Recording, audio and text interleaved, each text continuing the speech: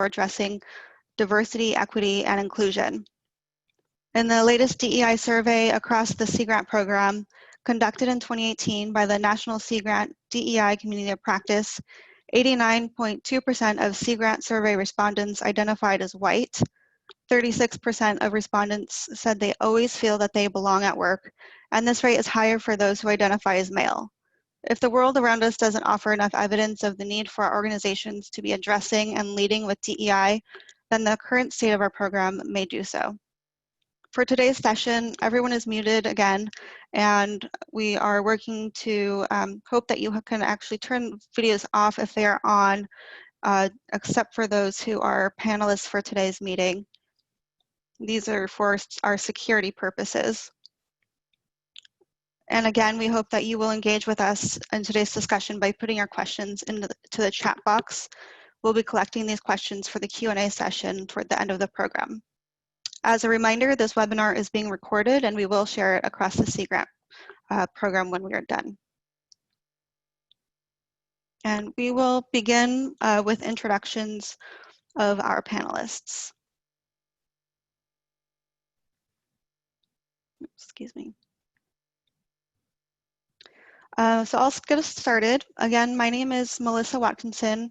I use she, her pronouns. I am a citizen of the Chickasaw Nation and descend also from the Choctaw Nation of Oklahoma. And I am currently a social scientist with Washington Sea Grant. I will go ahead and call on the panelists to do their introductions. Karen?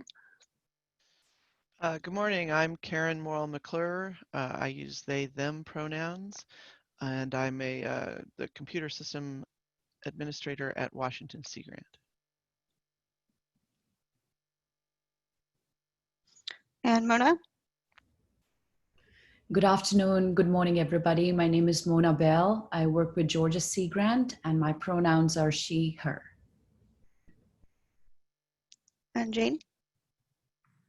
Hi, everyone. My name is Jane Harrison. I work for North Carolina Sea Grant. I'm the Coastal Economics Specialist with the program there. Pronouns are she, her. Thanks, Melissa, for organizing today. Good to have you all here with us. Great, thank you. And Sarah?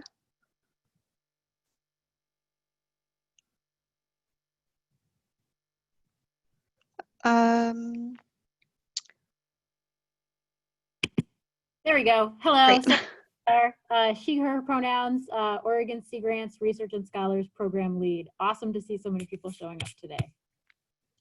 Great, thank you. And then we have Deborah Purse. If you'd like to also introduce yourself, Deborah will be joining us later to moderate the Q&A session. Hey everybody, I'm Deborah Purse. I am the Fellowships and Research Specialist at Washington Sea Grant. Great to see everybody this morning, or this afternoon. And then we have our support, Kelsey. If you'd like to introduce yourself, go ahead. Hi everyone, I'll just be here to help with chat and any Zoom stuff. Great, yeah, we definitely couldn't pull this off without a full team of really great folks pulling this together. So we're gonna go into kind of what you see here is the outline for our day. I'm gonna start off by giving us a little bit of definitions for some of the concepts we'll be discussing. The big bulk of what we're aiming to get today is to provide resources and frameworks for our colleagues to develop a DEI committee and learn about what the functions are of a DEI committee. And providing different examples that we have across our Sea Grant program. We also have an example of how you might develop a state program 10-year DEI roadmap, which is modeled again after the National Sea Grant vision. One of the primary tools that we have for DEI is language. So one of the first resources that we as Washington Sea Grant worked on was to define some of these basic terms, including what we meant by diversity, equity, and inclusion, and underserved and underrepresented communities, which is a term specifically about communities and individuals served and represented by Sea Grant programs. So by diversity, and These are kind of more basic definitions. I know that there are some organizations that, reflect more on, as well as Washington Sea Grant does this as well, but just to present here some basic definitions on how we might move forward in thinking about these concepts. So diversity can be the demographic representation and appreciation of individual, social, economic, and cultural differences. Equity is a state quality or ideal of being fair and just. Inclusion is a state quality or ideal of being a part of a group or structure where the inherent worth and dignity of all people are recognized and respected.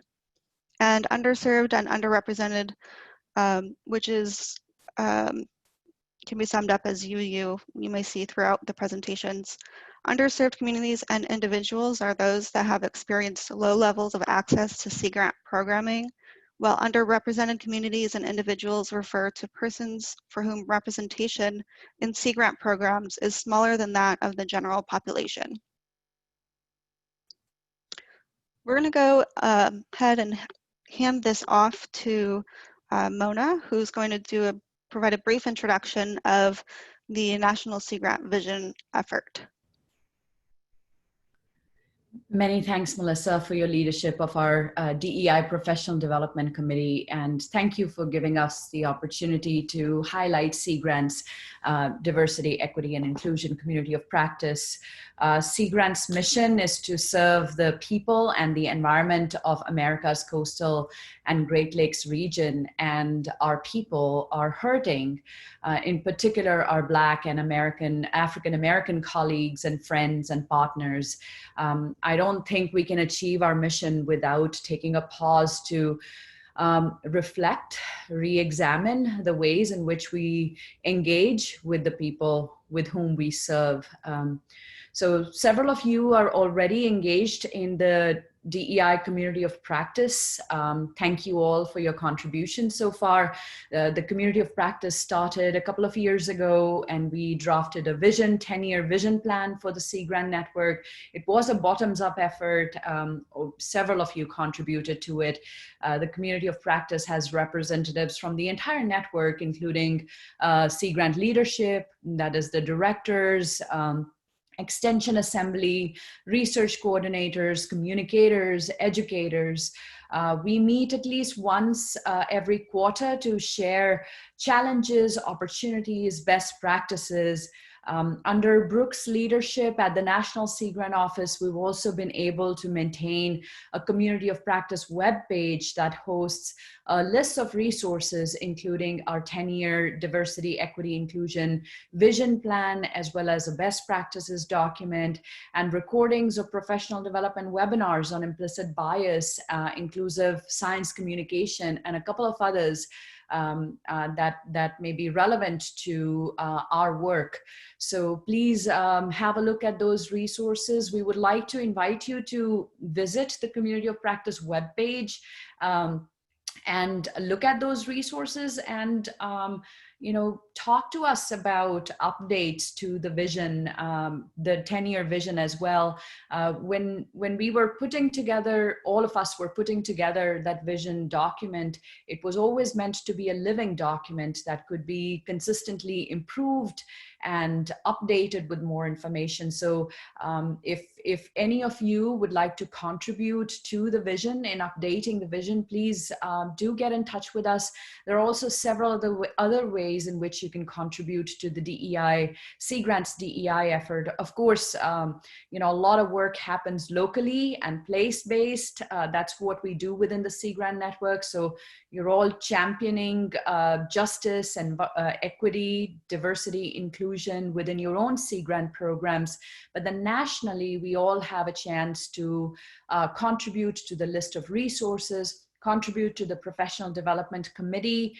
We also have a Sea Grant Climate Survey Committee and several other initiatives that we can all contribute to and collectively enhance Sea Grant's diversity, equity, inclusion, and justice goals.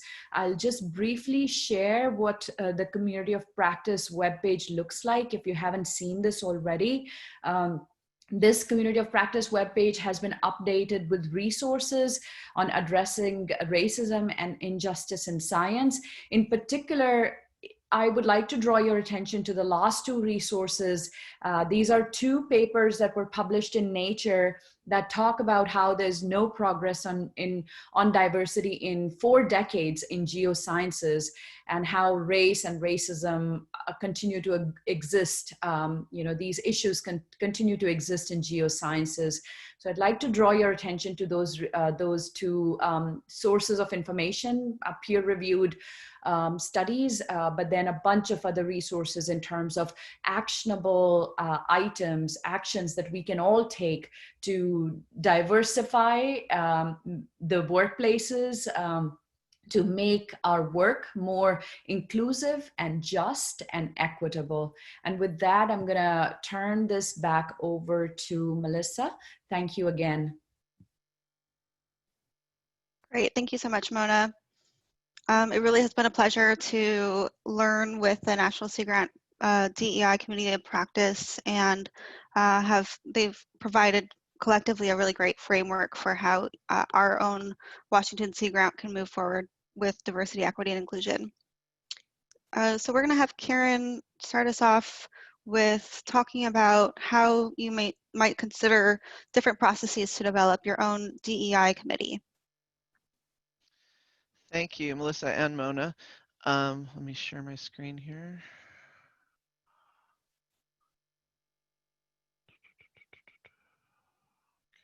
Can I find it?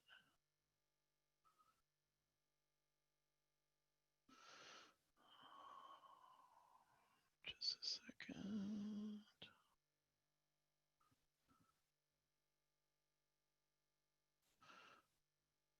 Oh, this is, why can I not find it? Just a second.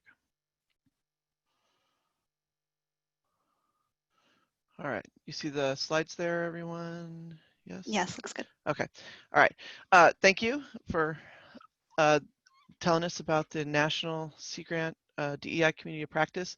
We do have a resource page we've made up for this webinar, and it does include links to that resource page that Mona mentioned, along with some other things. And I'm going to start out by talking a bit about how WSG developed our DEI committee. And I'm going to start by looking at our mission, which is kind of where we started. And we'd like to, through our engagement, research, education, and communications programs, we're working to ensure that coastal communities and ecosystems thrive. And we apply these efforts with the principles of cultivating partnerships and welcoming diverse perspectives to enhance our understanding and effectiveness in marine conservation.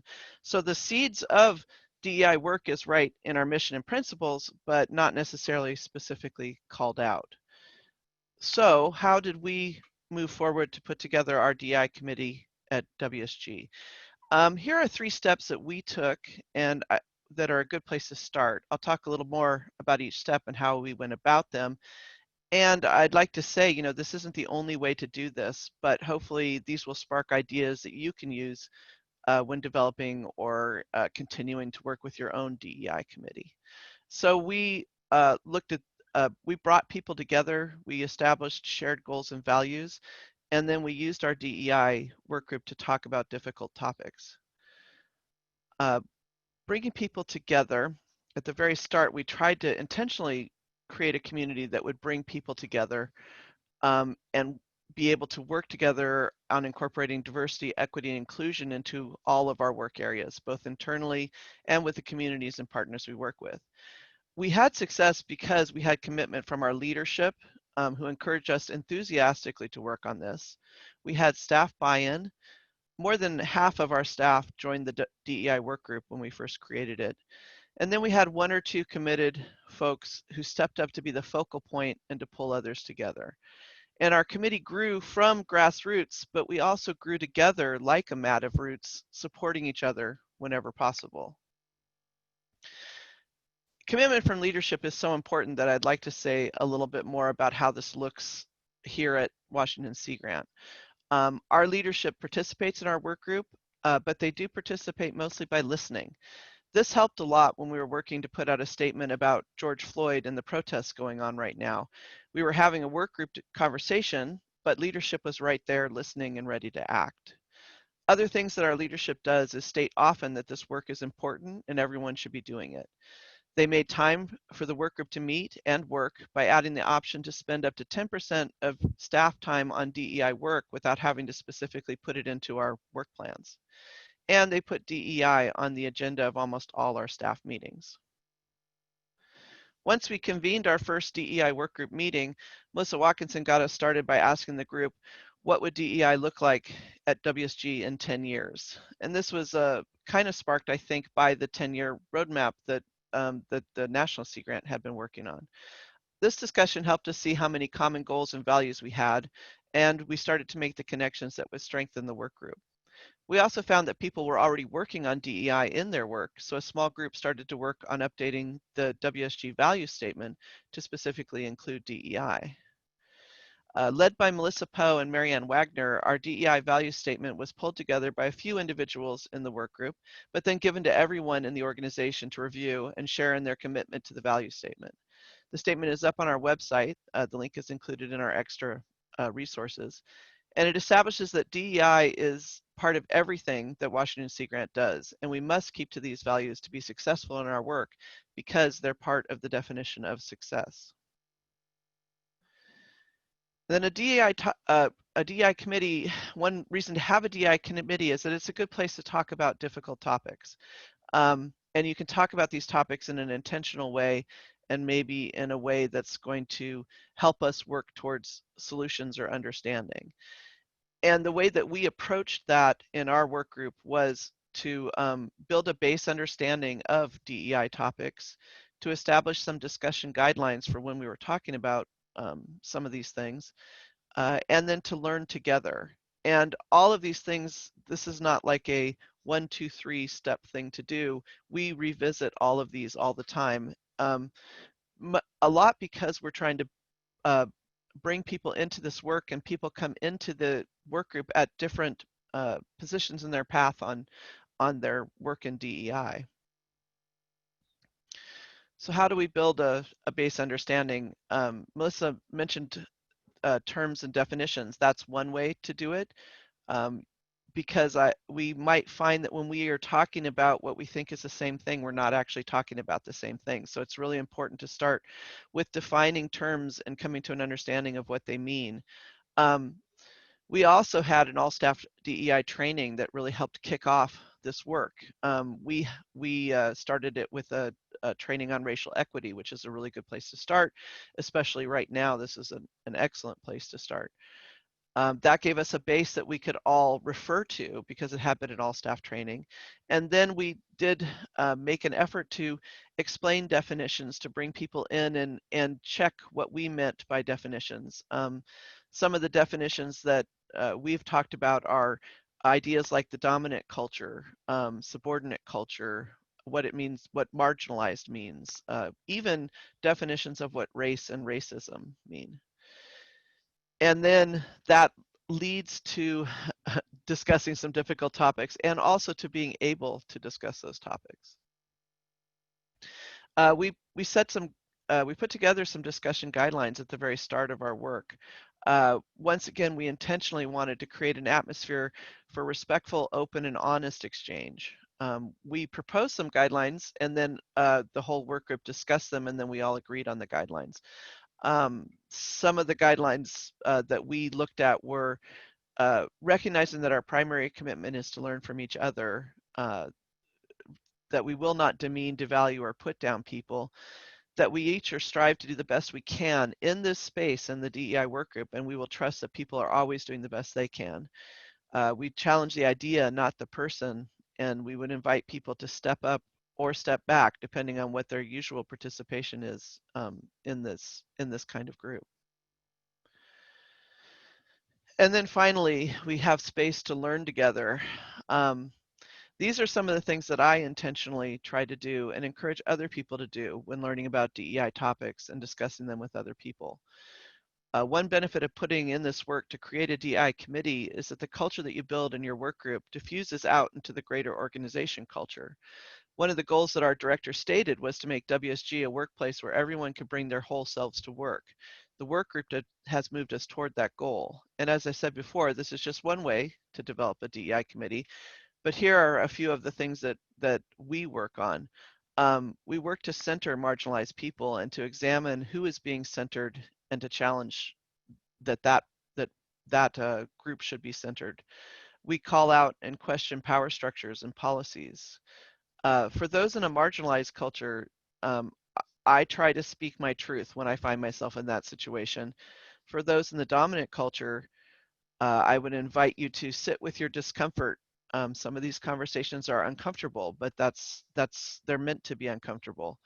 Listen, give space to others to speak and lead. Examine who you believe and why.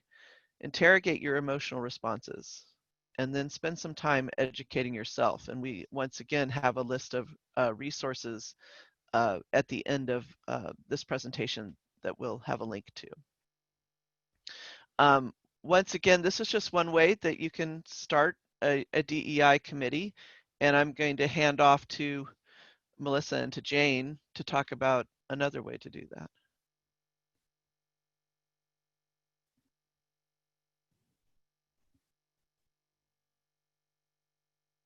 Thank you, Karen. Now we're going to hear from Jane with North Carolina Sea Grant on how they have developed their. All right. Well, I just want to say thanks to Karen for giving me some great ideas. I wrote a couple things down. Racial equity training for sure. I think that's something that I would love to see our program do as a whole staff. And then the idea of bringing your whole self to work, which is quite funny in these days where we are our whole selves. I think in some ways more being at home working. You see a lot of people's self now, at least in their Zoom camera.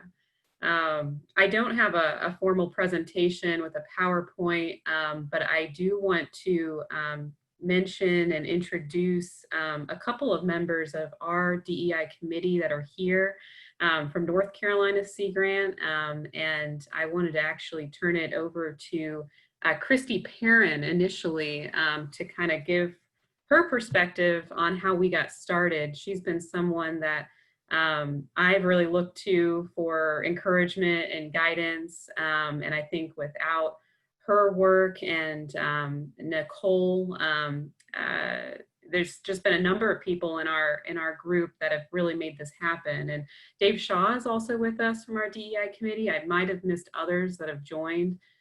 So Dave, if you're with us and want to get in on this conversation, I'll just give you a heads up that that's an option. So anyway, I did want to turn it over to Christy first to talk about how we got started and what were some of our building blocks going forward. Christy, can you unmute yourself? Yes, thanks to the host. Thanks for that nice introduction, Jane. And I want to give you kudos too. One of the things I mentioned to Jane when we were doing a little back and forth email before this was that her encouragement to take a training series that our university has convinced me to take that training. It was the Equal Opportunity Institute at NC State, and it's almost a year-long program where you go through workshops and have a cohort of peers. It was really helpful. So I think that peer support is definitely a helpful driver for DEI efforts. Just personally, I'll just say why I got involved. I had been working with an African-American community in Southeast Raleigh on a watershed project, and still work with them as partners. I'm in a biracial family, and being the white liberal, I always thought I was doing enough by doing all my little things. And it really wasn't until the Charlottesville incidents that I realized, oh wait, my family's Black. This really affects all of us. I really need to figure out what I can do. And that's when I started taking trainings like the Racial Equity Institute. I don't know if anyone's familiar with that, but they're fabulous in our NC State program. So that was kind of the foundations for my personal action. As far as our organizational action, I do think the university-based training that was offered was really helpful because they asked for actions that each person could take. They asked you to commit to those. So it was empowering to know that we could make change within our own organizations, because that message had never been communicated to me before. So a number of us in our Sea Grant, and we're also co-located with Water Resources Research Institute in North Carolina, we're doing different efforts in this space. And then in talking to each other, realized, well, we could have a better impact if we work together. And we formed this, at first, informal committee, Jane and I, and Nicole Wilkinson, and Dave Shaw. And then I met with the director of our Office of Equity, Inclusion, Equity, and Diversity, Beverly Williams, Dr. Beverly Williams. She's fabulous. Just to get ideas for how could we work together to make change in our unit based at NC State. She had some great ideas.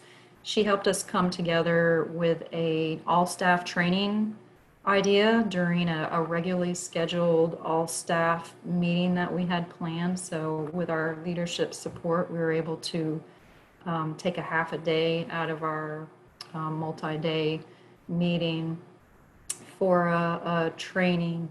And the idea was to set a tone, kind of like what we just heard from Karen about having a basis among the staff for moving forward, a solid kind of mutual understanding. And I think we accomplished a little bit of that, but we're a very non-diverse staff at this moment. We're predominantly white, mostly female, some male, but our training kind of relied on the experiences of the people in the room. So we were missing out on some voices that we really needed to hear.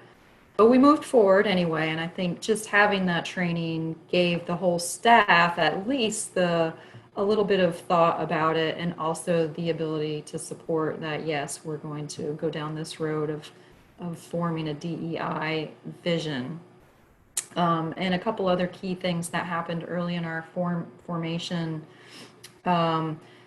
Last summer, we had a visiting professor join us for the summer from an HBCU in Florida, and two of her graduate students, so 3 African-American professionals, 2 students and a professor, came and joined us. So she accepted our invitation to join our DEI committee as a visiting member for the summer.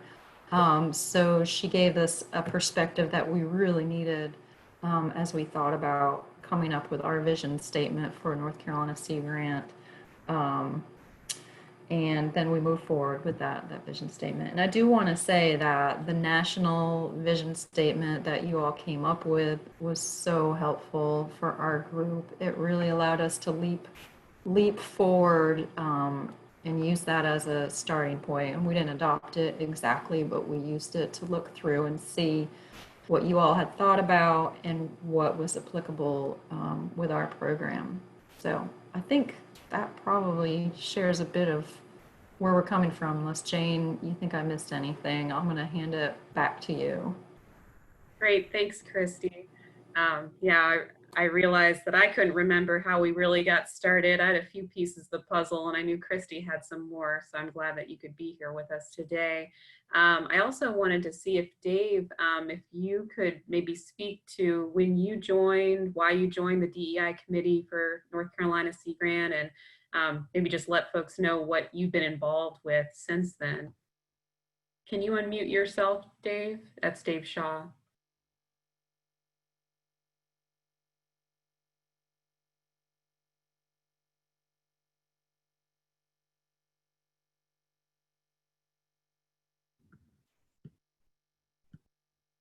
Okay.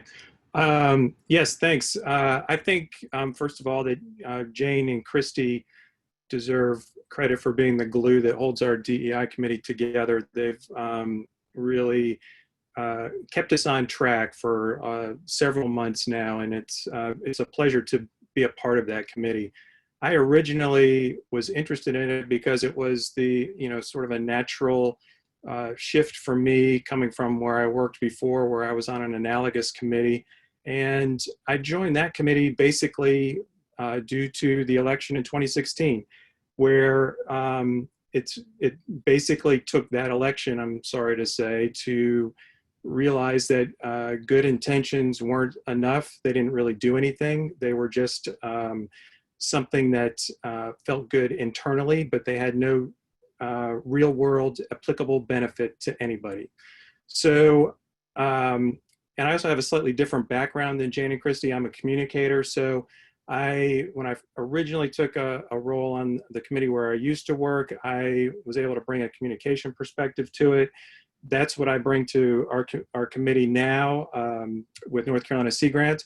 And I've really enjoyed it. I feel like it's, in lots of ways, I feel like it's my people, when I'm working on that committee, and I really appreciate the interactions and the feedback and the consensus building around a process like building a vision statement, which I really enjoyed being a part of. We've also gathered some pretty extensive lists of in-state resources, which our whole team can draw on if they choose to, contacts at HBCUs and MSIs, as well as different groups and organizations and nonprofits. And we've also, are continually thinking about how we can frame what we do when we begin to talk about requests for proposals for grants, when we advertise fellowships, and even when we advertise job positions. That's sort of a new thing that we're beginning to do in order to try to attract the diversity that we're interested in attracting. Like Christy said, we don't have a lot of diversity program-wide yet. It's a problem that lots of different Sea Grant programs probably face. But we're committed to seeing what we can do about that. And aside from that, I think Christy and Jane have already covered pretty much everything else that we're doing right now. Hey, thanks, Dave. I am just going to show a couple things on my screen that we've talked about so y'all can see what our DEI statement looks like, as well as a couple research RFPs that we've been able to put out that have really encouraged, a broader pool of applicants. So I just want to show you some of the language that we're using. Let me see if I can show the correct screen here. Okay, I think this will work. Okay, so like I said, this is just some language that we're using in an RFP that's related to for graduate students. And so here, the applicant diversity section, basically in saying, recognizing that people of color have historically been underserved and under-targeted with research opportunities, and that students and faculty of color are underrepresented in the sciences. We strongly encourage submissions by and/or collaborative partnerships with one or more of the following. And so here, we list African American, Hispanic, and Native American students, as well as African American, Hispanic, and Native American sponsoring faculty, HBCUs, and MSIs. And so this particular call was developed. It's a joint call from Sea Grant and the Water Resources Research Institute, and we all work together. Nicole Wilkinson, who's been mentioned several times, that she works for the Water Resources Research Institute, and she was really the lead in making this happen. And so with that new language, we really got a much more diverse pool of student interests and those who were awarded the funds. And so that's been great to see. It was really a new call. And so I think the way that our DEI committee came together was in so many ways very organic, that there were some people doing things already in this space kind of in their own corners. And then as we started more openly talking about what is DEI and why do we care about it, we kind of just found each other and thought, okay, well, let's, stay more connected. We have developed an action plan. So we have a number of items that we're trying to go through right now. One of them is to evaluate metrics around research. So looking at our pools, are our pools diverse? If they're not, then we need to think about that, and they're not. So that's one first step. And then we're also just continuing to try to get this message out about what our kind of mission is. So let me see if I can get to the statement. This is our DEI statement. Dave was really critical in making sure that this got on our website, and he actually helped with coordinating all of the input from all of our staff on our statement. So you can see here, we have a vision. It does, it's a little slightly different from the national vision, and just talks about kind of some examples, some of our fellows and grantees that we think kind of represent, these ideas. So with that, I'm gonna stop here.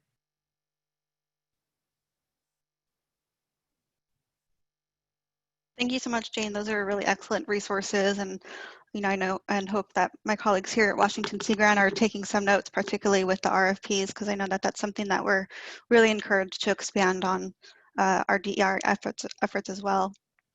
So I'm going to take over a little bit for now to present on what are, now that we have presented on how to develop a DEI committee, and we heard from North Carolina, what are some activities that might be happening in terms of implementing DEI within your Sea Grant program. And I'm going to present how Washington Sea Grant is doing that here in the Northwest. Just a reminder, if you have any questions, please use the chat box. You can send them to myself or Karen, and we will be collecting them for the Q&A session at the end of this program. And another reminder is that you may be using or considering the shutdown STEM hashtag and hashtag SeaGrantDEI if you are using social media for this webinar. Let me go ahead and share my screen with you.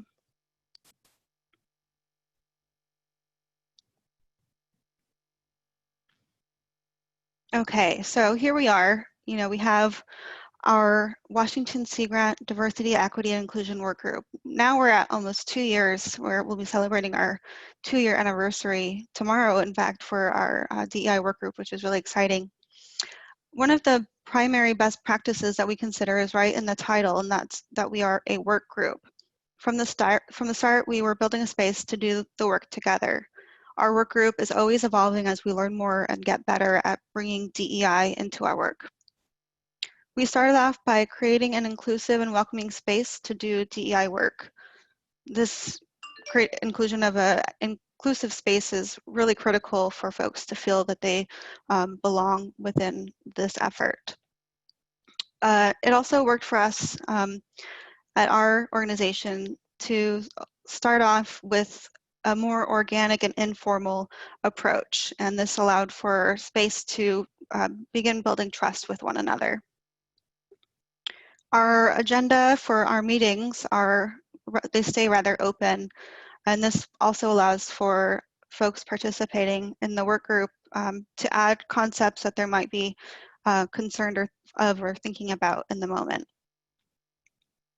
We begin each of our meetings by starting with a check-in, and we do, we repeat our names and pronouns, as well as a different question for the day.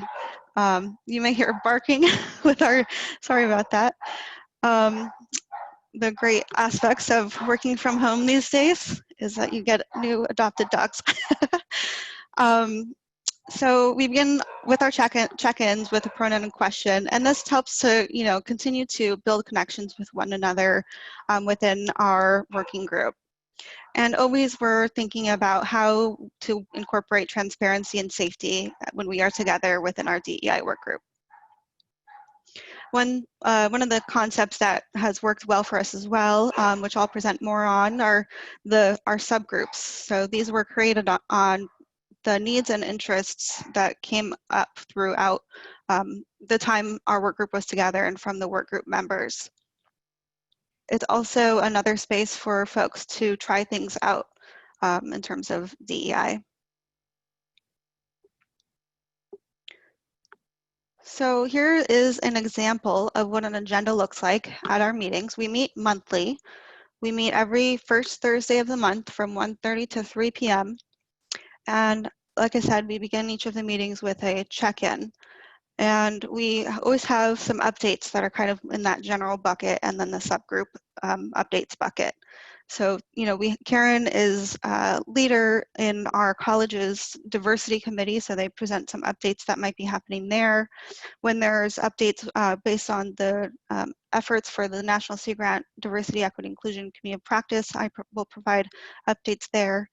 And then we always have somebody providing updates who has been designated that month as the DEI discussion partner and librarian, which I'll provide more details about in a minute. And then we also leave time again for each of our subgroups to provide updates for what might be happening.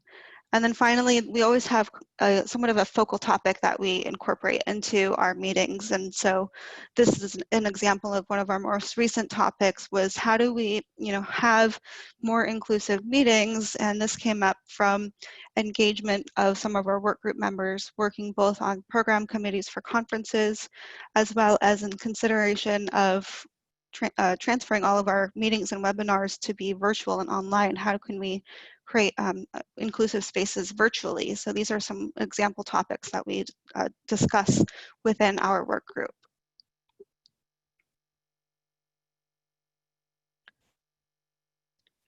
Here are the 4 current work groups that we have within Washington Sea Grant. So we have the roadmap subgroup, and this is a group that supports implementation of our 10-year DEI roadmap at the organizational level, both internal and external. We have the trainings and resources group subgroup.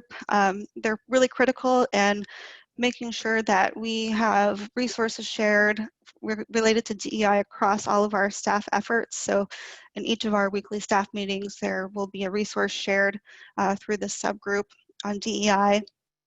We also have the employee development subgroup, and this is a group that I've been really impressed with in terms of, especially lately, as we have gone through a few different hiring processes, and they've really transformed what it looks like for Washington Sea Grant to do our hiring process, all the way from from creating the job title and announcements to how we design our interview questions. And this subgroup also is reviewing many of the materials that come through the hiring process.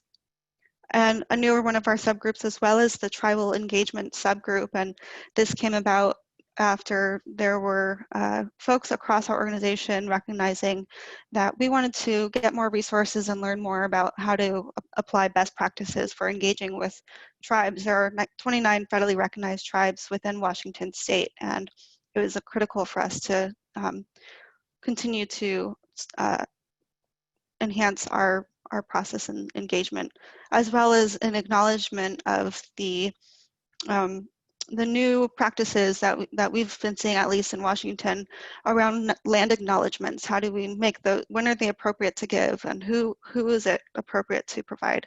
So they've been critical in offering some thinking around that as well. So I mentioned that we have a discussion partner, and this is somebody who signs up from our work group each month. And this was kind of in response to some folks feeling that they were carrying a lot of the burden and emotional labor of diversity, equity, and inclusion conversations. Oftentimes that may land on folks who are, you know, from those marginalized groups or underrepresented groups, and they're, you know, typically already carrying a lot of that emotional labor in talking about DEI aspects, particularly just in their personal lives.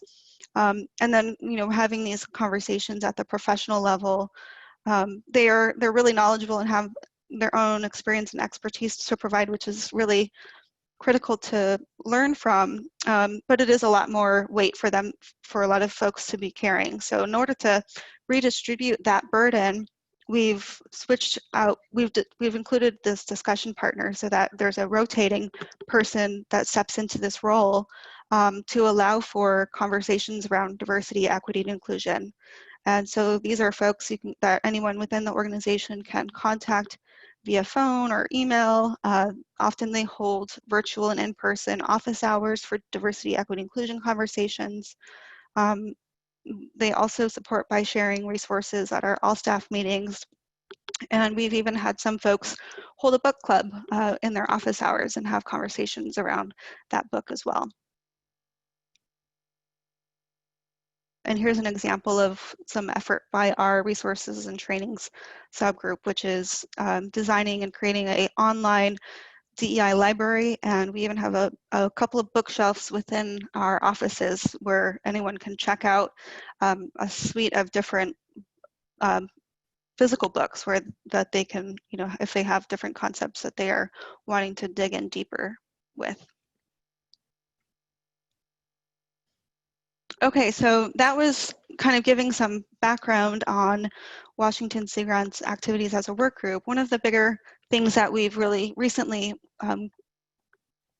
compiled and I say finalized and completed, but it's actually a living document, as many strategic plans might be. But this is a process that we kind of recently are at a point of being able to share publicly, and we're really excited about it. So, the efforts of our work group and the creation of the values statement was really critical in creating our 10-year roadmap. We began our efforts by modeling our roadmap from the 2 strategies that you see here, which already existed within our larger institutions. And these are the UW's Diversity Blueprint and the National Sea Grant DEI vision, which provided frameworks that we were then able to adapt to Washington Sea Grant's own needs and priorities. So I'm going to go ahead and, in considering time, doing a time check, try to probably not go through in as much detail as I would have originally planned, but I wanted to at least show you each of the goals that we've kind of set aside within our roadmap at Washington Sea Grant.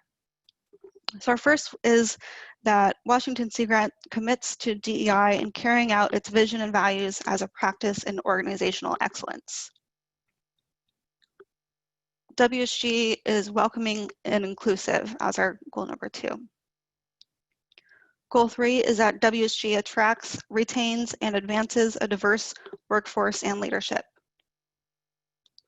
Goal 4, WSG maintains accountability and transparency in its sustained focus on DEI. And goal 5, which all 5 of these goals are within, focus around our staff and organizational processes. This is that WSG supports training and professional development on various aspects of DEI. And for each of our goals, we have a suite of different strategies and outcomes that help to guide us to achieving that goal. So here are some examples, and this might be where I skip over a little bit, but just for providing this one example, goal 3 is WSG attracts, retains, and advances a diverse workforce and leadership. An example strategy is that we utilize the UW's staff diversity hiring toolkit for all of our new hire opportunities.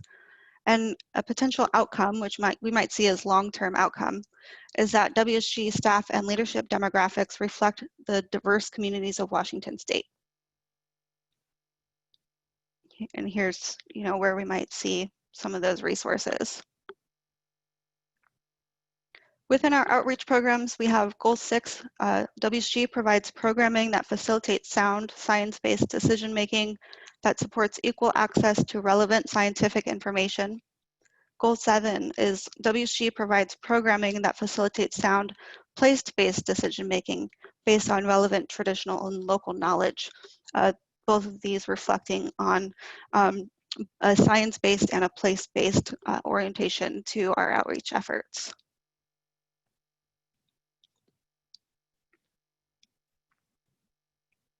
Here we see an example of one of these outreach programs.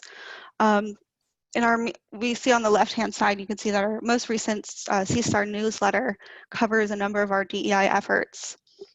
This story, for example, talks about when WSG partnered with Seawolf Adventures to offer sea safety training to the crew. And this allows Seawolf to safely operate their programming that ensures everyone has access to the marine environment.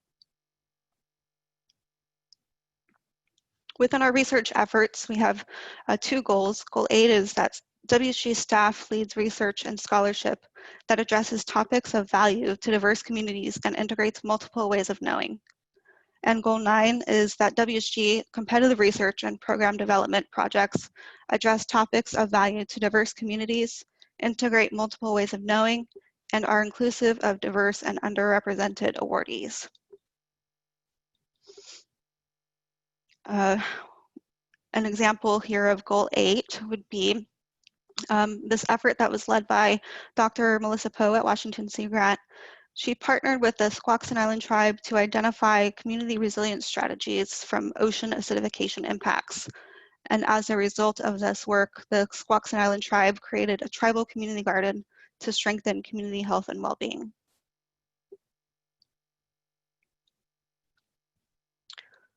For our education, fellowships, and workforce development efforts, we have goal 10, which is that WSG trains and educates an environmentally literate and informed public that is inclusive and reflective of diverse populations. WSG prepares the next generation of decision makers and environmental professionals that is reflective of diverse populations through its professional development and fellowship programs. And goal 12, WSG prepares a marine workforce that is inclusive and reflective of diverse communities. An example here from goal 11 is a story that's also within our recent C-STAR newsletter that highlights Washington Sea Grant's new Keystone Fellowship Program. Deborah Purse, who's also on the call, is our fellowships and research specialist, and she worked with Washington Sea Grant's leadership to create an opportunity based on a recognized gap that early career professionals of color did not have the same marine policy career opportunities as their white counterparts. The Keystone Fellowship is intended to address that gap and was created to provide marine policy opportunities for recent graduates who represent the social diversity of Washington's communities. Adrienne Hampton is the inaugural Keystone Fellow now, working with the Seattle Aquarium. And our last goal, last but not least, is 13. WSG Communications creates and supports cross-cultural and equitable access and understanding of information pertaining to the marine environment. An example here would be the response to COVID-19 and supporting families with different educational learning opportunities through our website as a communications response.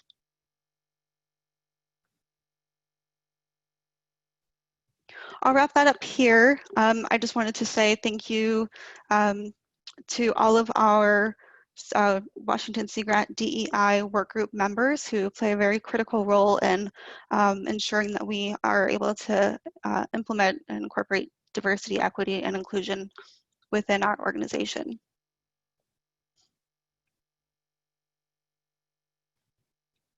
Great. Thanks so much. So I'm going to now hand this off to Sarah, who's going to be presenting about information with Oregon Sea Grant. Thanks, Melissa. And just in the interest of time, I'm going to be really brief because I want to make sure that we have enough space for Q&A. There's been a lot of awesome information shared today, and I've been scribbling notes and also sort of circling some things that have been reinforced for me. Things like this is an iterative approach. One of the ways we've done that at Oregon Sea Grant is we have what's called an Empowering Workplace Committee that's been stood up a couple of times over the years. The first iteration of that was to really look at our internal workplace and communications. But then the second iteration of that, which it filed its report a year ago, was really focused on DEI. And so that's sort of a different way or a different approach that Oregon Sea Grant has taken, thinking about how we strengthen our workforce, but then, how we can use DEI as a lens for our activities. And so some of the ways we've done that have been echoed here, right? I mean, many of us are not experts in our program about DEI, so getting those expert input, as was mentioned here, bringing trainings to the program, compiling resource lists that are available for people in our program, sharing when we do trainings, availing ourselves of university resources from folks who really, do DEI work and to help educate ourselves. I should also mention, another common thread I've heard today are the importance of a commitment from leadership. We couldn't have done this work without the support of our director and the endorsement of the director, making sure that this was, valued work, important work. And so I think that it is really important and something that I've heard throughout today. The other piece is just, it's nice to have a group, right? It's nice to have other people to work together with, to provide support. This cross Sea Grant program group is a fantastic example. And so I think that is a really important piece that's emerging from this conversation. And then the last thing I just wanted to highlight was, at Oregon Sea Grant, Melissa, you mentioned this a bit, and Jane, you mentioned it as well, is the importance of thinking, not only of our programs themselves, but the other things that we support, like student opportunities and research. And so we've been trying to explore how do we diversify our undergraduate summer scholars program over the past 4 years, working with a vision statement and mission statement that really captures diversity, but then also trying to understand what are the demographics of our applicants and how can we recruit more diverse students and provide support for those students. Same on the research side, can we use program development funds to support projects that look both internally at our work with different groups, but also support research that is engaging with diverse communities. So I'm going to stop it there just so that we have plenty of time for Q&A, but I'm happy to talk more about Oregon Sea Grant's efforts as well. Excellent. Thank you so much, Sarah. It's been really great to hear of the diversity of activities and efforts that are going on across the Sea Grant programs. So we're going to head into our Q&A session, and if you have any questions that you'd like to have responded to through the session, please send them in the chat box, either to myself or to Karen, and we will have Deborah support in moderating this Q&A session. Deborah, if you're available, I'll pass it on to you. Yep, I'm here. Thanks, Melissa. And before we get started with the Q&A, I feel like something that is often missing in the Zoom world of presentations lately are rounds of applause. So if people are able to unmute themselves, maybe really quickly, we could just, make some noise for our panelists today, or use your emoji to share your applause. Thank you so much for all of you sharing your collective wisdom with us today. We have been collecting questions throughout the presentation today, so we'll jump in here. Please feel free to keep sending those to Melissa and Karen, and they'll add them to the list as we go along. And let's see, I'll try to direct questions to specific panelists as possible. Let's start off with this question directed towards Jane and maybe the other folks from North Carolina. And I think this is in reference to the RFP guidelines that you shared with us. And the question is, did your fellowship selection process also include criteria for inclusion of HBCUs and MSIs? I have to say I'm not the best person to answer this. Maybe Christy would be better. Can you repeat the question? Sure. Has to this at this point or to up to this point your fellowship selection process also included criteria for inclusion of HBCUs and MSIs like your RFP process does? So is that like the core funding? Is that what they're trying to get at? Does core funding try to target?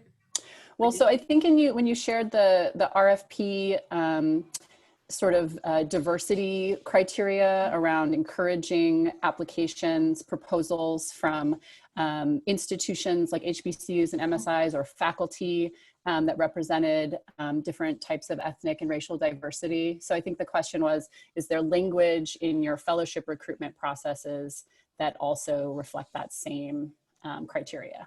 Okay, and when they're saying fellowship, do they mean Knaus or other? We have a lot of different fellowships. So I think maybe all of them, yeah, any and all. Yeah, and I'm not really in charge of fellowships whatsoever. So, but my knowledge is no, as far as I know. I think this joint RFP was the first time we'd really used this language, and we really directed our efforts in this way. I don't believe we do this overall for all fellowships. And there are some restrictions when it comes to core funding too. And that was the one piece I was trying to kind of mention is we're still kind of going through the rounds of thinking through how can we do more targeted recruitment when our core funds, they need to be available to all institutions. We have some some room when it comes to encouragement and where we direct our time and energy. But in terms of who's eligible and who can apply, it really does need to be from every institution as far as my understanding of the legality of that.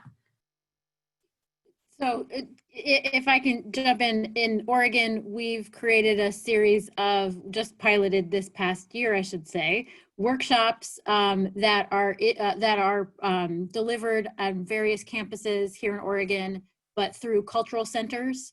And they're open to all students, but because they're specifically located at various cultural centers at the different institutions, we're able to use the mailing lists and distribution of those cultural centers to get students who might not be exposed to Sea Grant to come and learn about our student programs and get some help developing an application.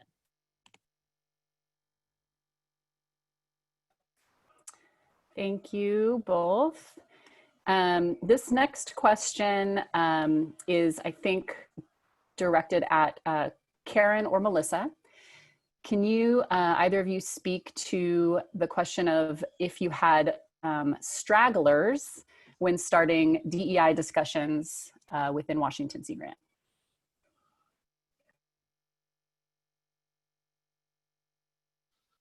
I can start with an answer on that. Yeah, I think the question is asking, we got a lot of people, but did we get everyone? and the answer to that is no, we didn't get everyone at the beginning, and that's why it's an iterative. It's just a continuous process. It's been a focus of my interest in trying to see how we pull more people into the work, and that means trying to get those stragglers. And then it also means remembering that we might have to repeat some of those steps to creating a community, to make sure that everyone feels like they're on the same page, they're at the same place. So and I think our process has been very collaborative and we try to be open, transparent. So it I think that helps a bit because we keep trying to invite everyone and invite everyone and invite everyone. Melissa, what would you add? Yeah, I would agree.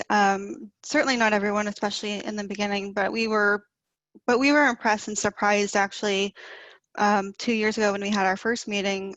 Half of our organization attended that first meeting, which really showed that there are a lot of independent and interest in these concepts. And until you create a space for having these conversations, and until you have leadership showing support to have these conversations, might be really difficult to get to that point. So I really think that those are, you know, two of those critical aspects for beginning. And, you know, I think too, I just wanted to state, you know, starting somewhere is starting somewhere. You know, there's no right way to do that.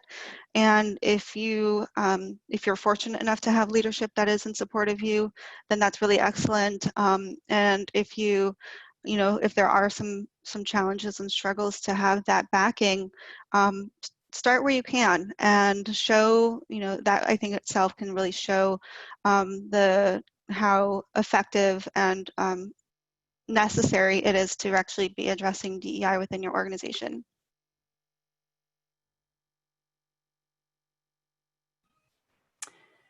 Thank you both. This next question, I think, could go to whoever has some relevant input. So the question is, has anyone focused on outreach or expanding opportunities to students in UU communities in rural areas and community colleges?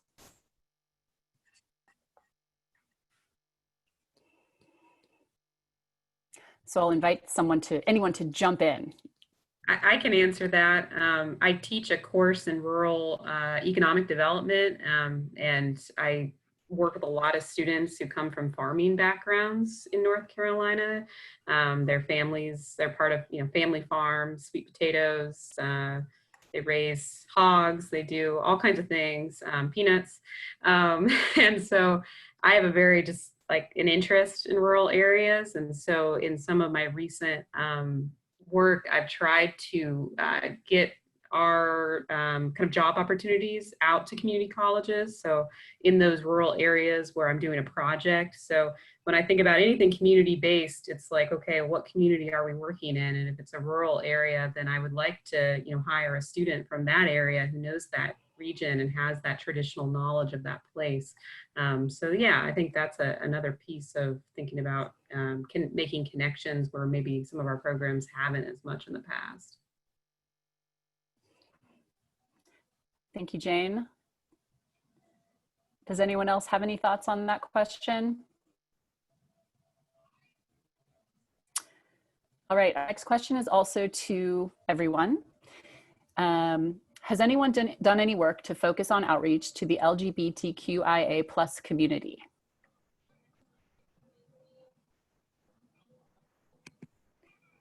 I'm not a specific focus, but one of the cultural centers that we visited and provided application workshops was the Women's Center here on campus, and they support a lot of LGBTQ+ people. And so that is one example of trying to, again, you know, go outside of the traditional fields of let's visit the oceanography department or, you know, the fisheries and wildlife department. Just as an example. This is Melissa. So we have quite a number of folks at Washington Sea Grant who identify with the LGBTQ+ community, including myself. And we certainly, you know, I think with the inclusion of making sure that we offer everyone an opportunity to state their pronouns every time we meet is one way that we can acknowledge the inclusivity of the LGBT community. Also, you know, it's Pride Month as well right now. So during Pride Month, we have done, you know, we've had conversations around the history of Pride. Last year, it was the 50th anniversary of the Stonewall riots. So we had conversations around that and watched a video together. So in terms of engagement, it's mostly been an internal process to really learn as an organization you know, how we can support the LGBTQ+ community. And I'm really interested in, you know, kind of seeing how that can continue to be a focus for us moving forward, especially as right now we're in the process of kind of getting a sense for what are the communities in Washington State that we're currently not reaching from our programs. So that'll be one important thing to address. I would add, I also identify as queer and am part of that LGBTQ+ community.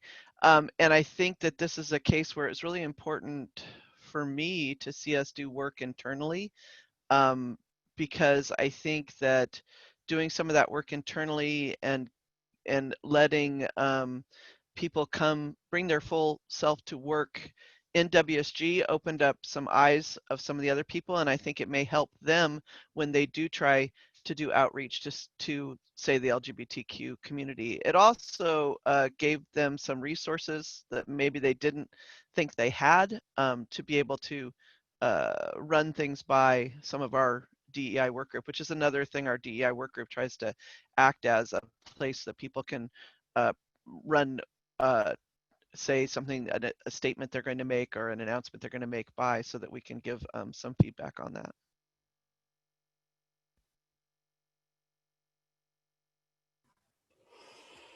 Thanks all. Next question, also directed towards everyone. Can you give some specific examples of how DEI efforts are reflected in extension programming beyond committee and vision documents? What are some concrete examples of how outreach education extension programming includes DEI efforts?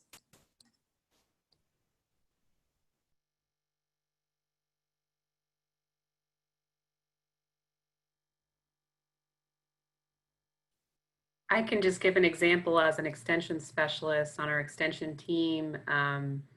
You know, it's something I try to keep in mind when I'm doing my own outreach, you know, in a particular community. I generally tend to be, or try to be, aware of the demographics of the places where I work, and to think about how I can, you know, make sure my programming or my research effort is going to reach, you know, the demographics of that community where I'm working. And so I do a lot of work to think about, okay, which neighborhoods do I need to make sure I'm in? Because, you know, there's just a lot of, I think I talked about this yesterday on a communications webinar, is that there's kind of the usual suspects that tend to show up at our meetings. And they tend to be, I'd say, kind of a white, retired, more resourced group. So it really actually takes quite a lot of work to connect with anyone else, and that takes time going to other groups' meetings, you know, showing up and listening first instead of you know, having your own program and just saying, hey, why don't you come meet me? Actually, it's, you know, more important that I go and take my time to meet them in their space.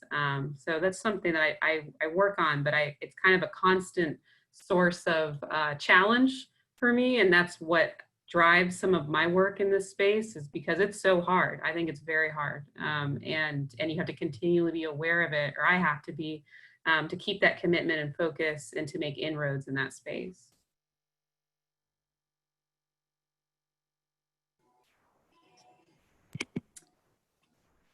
Did somebody have something else to add? Just that I mentioned, you know, using program development funds to help with that activity. And so one example recently in Oregon, Sea Grant was a program development project to one of our extension agents to interview and talk to people in the program who have worked with diverse communities over the years, and sort of create an internal document that sort of covers who has been engaging with different communities around the state, and you know, providing some resources as we move forward and think about different groups that we may want to engage with in programming, you know, sort of some, you know, how did it work, and what are some of the things to remember when engaging with different communities that may differ community to community. And so having that resource of, you know, what has our work been like in the past, and then using that as a way to think about what our work might be with different groups in the future. Great, thank you all. Next question, I think a few different folks referenced racial equity trainings. I think this is specifically directed towards the Washington, Sea Grant, and North Carolina teams. What did the racial equity training entail, and how was it conducted? So So if someone wants to jump in, feel free. Christy, do you want to go ahead?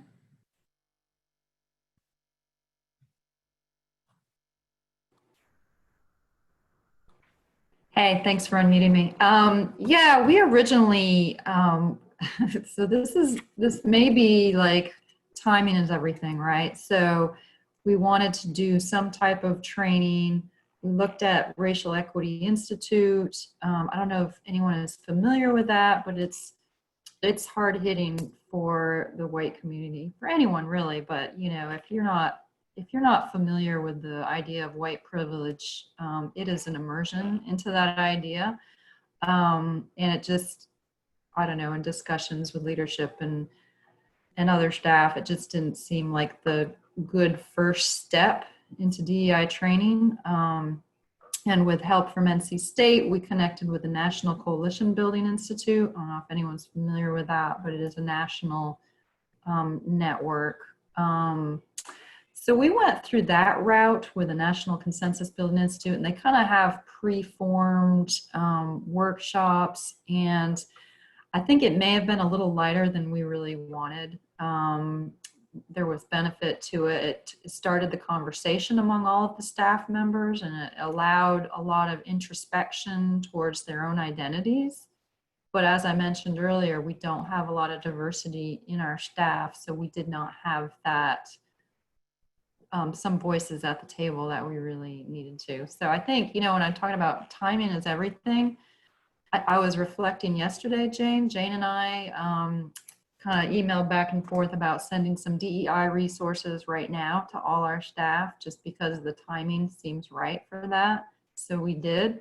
And I was reflecting to my partner, who's African-American, last night that, you know, when we started this DEI committee, I don't think I ever would have sent an email to the all staff list that includes the word fighting racism. So, you know, it's just a reflection on times change, and we have opportunities that we can move on. So I think now we could do a racial equity training and not have any resistance. I think the timing is right. So I would encourage folks to move forward with those. But I'd like to hear about Washington's training, because you all have already done that. Yeah, thanks, Christy. That's great. So I can let Karen respond as well, but I just wanted to state, you know, our goal for having this racial equity training was really for us to allow everyone within Washington Sea Grant to have a baseline of understanding, because we are, you know, recognizing that everyone's going into the conversations at very different levels and of awareness of racial equity and concepts of diversity, equity, and inclusion. So having that kind of created a baseline where we could set, you know, those conversations at, and I know too. A big part of this training allowed for some internal reflection, and so it was taking on that internal responsibility to do some of that work within ourselves on, you know, how have we either experienced racial inequities, how have we contributed to racial inequities, how does our organization begin to address racial inequities, and how can we reach that goal of having equity within our program. Yeah, I'll add that I think that what we did was maybe in between the two things that you were talking about, Christy. It was a basic racial equity introduction to the idea of racial equity, which I think was really important. I dropped the link to the group that gave us the training, just so you can kind of see the sort of stuff they talk about into the resources page.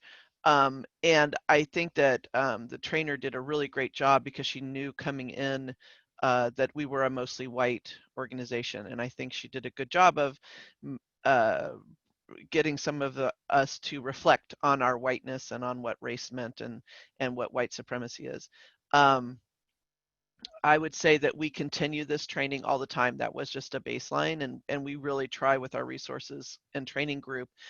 Whereas we don't do a whole lot of formal training, we try and make resources available so that people can continue to learn more you know, and we put those resources in front of people at every opportunity that we have. We try and just throw a couple little resources out. So, and we did set up some resources for this moment in time that we're here right now, and it was really nice because we have a resources and training subgroup that's already set up, and people are used to getting information from us, so we could send out a link to a Google Doc that had a bunch of resources for people.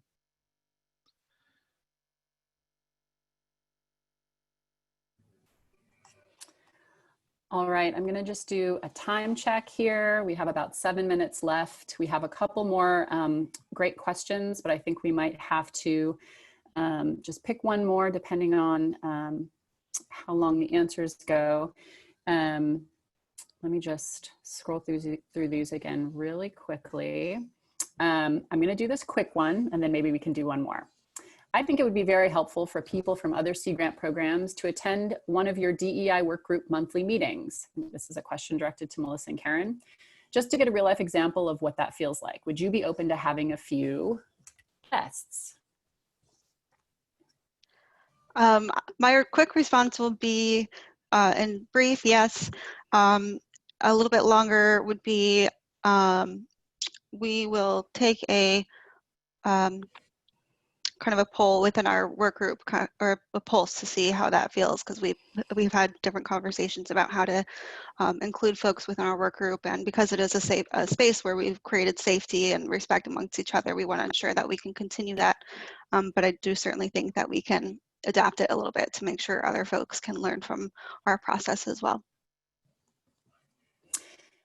We also have a request for any suggestions of good online equity trainings given social distancing right now. And I would just ask folks, if you have a suggestion, to just drop that into the chat box and we'll make sure that gets added to the resource page. And then let's wrap up with the final question of, do you have any recommendations on how the National Sea Grant Office can better support program DEI efforts as well as lead/set the tone? Thank you, Deborah. This is Melissa, and I'm going to kind of merge over a little bit to respond, but also allow for Karen to close us out. Thanks so much. And Deborah, it's happy birthday. It's your birthday today. Thanks for joining us on your birthday. So I wanted to kind of respond to something I saw also in the chat box, which is just a recognition that each of our state programs are in very different parts of the country, both geographically and politically and socially. And with that means that there are different stages of inclusion and even laws and policies that support different people. For example, in our discussion around the LGBTQ community, there are some states where people can still be fired for being out within their workplace. And, and thinking about what are some recommendations and how the National Sea Grant Office can support us, they've done a really excellent job already, I think, in supporting the community of practice as well as funding through the visioning efforts.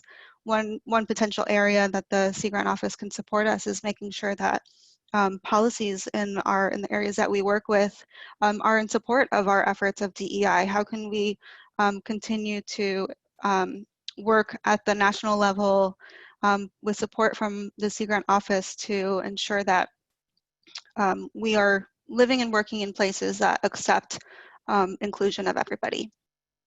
I think that would be my sum, and perhaps other folks want to respond to that, but I did want to give Karen an opportunity to close us out before, while we end at 1:30.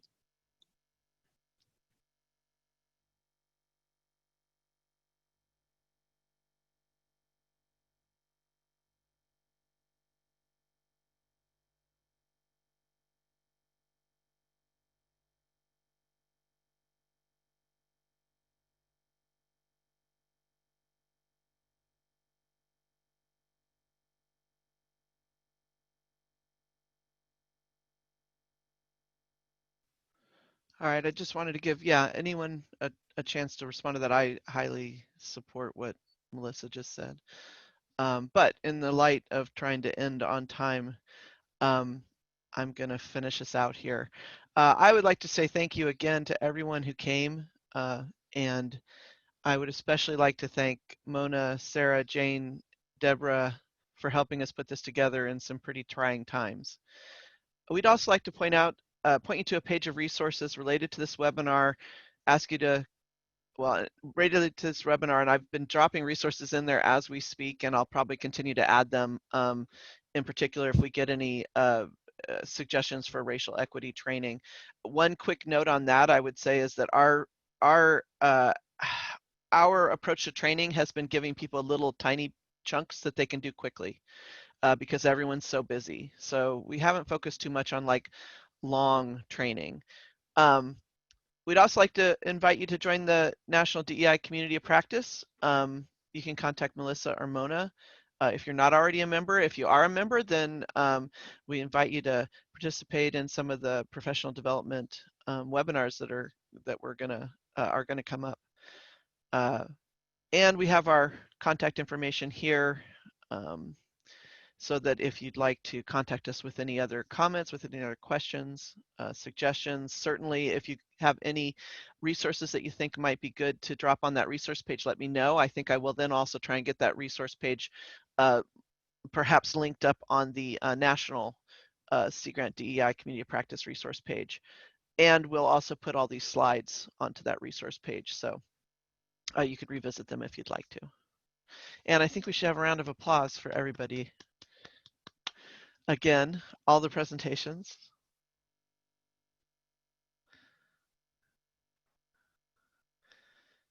And if anyone else would like to say anything, that's what I have. Excellent. Thank you so much, Karen and Deborah, and to our panelists. This has been a really excellent and meaningful conversation. And a reminder that this has been recorded, and we will share this out to folks through the listservs at Sea Grant.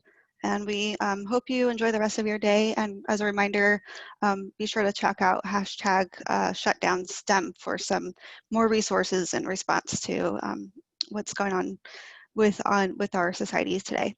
Thanks so much. Bye.